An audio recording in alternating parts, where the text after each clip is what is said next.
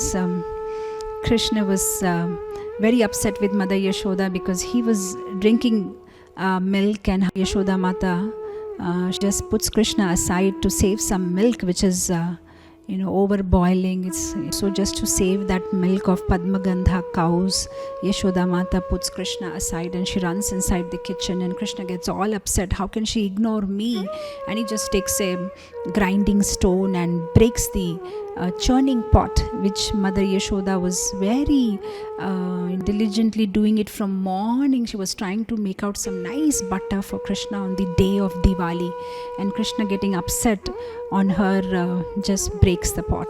And then finally Yashoda Mata is looking for Krishna, where did this mischievous boy go after breaking the pot? And finally she spots him, but Krishna is too quick.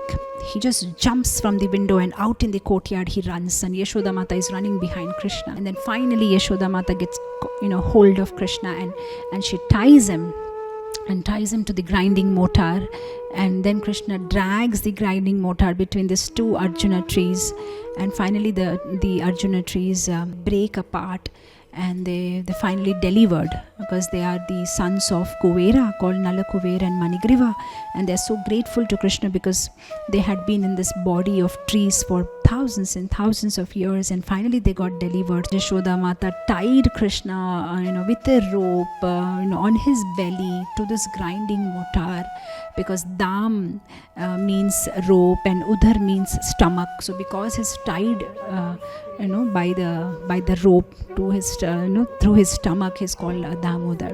Tukaram, Bhakta Tukaram is very famous in Maharashtra. So there's one devotee who comes in his line called Hari Sorry Prabhu, and he very nicely summarizes the whole Damodar Leela in 4 lines, which can be a take-home lesson for all of us to contemplate in this month of Damodar, while we are offering every day this Damodar lamps to Krishna. He says that just like in this Leela, we see how Mother Yashoda was with Krishna.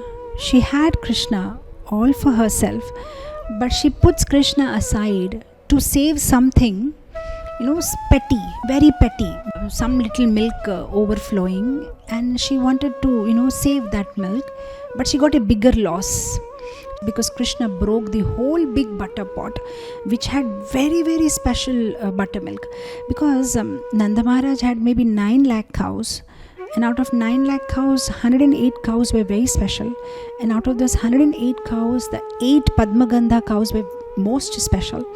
And out of those 8 Padmagandha cows, there were 2 cows which were fed with grass, which was not grown by water, which was grown by putting milk.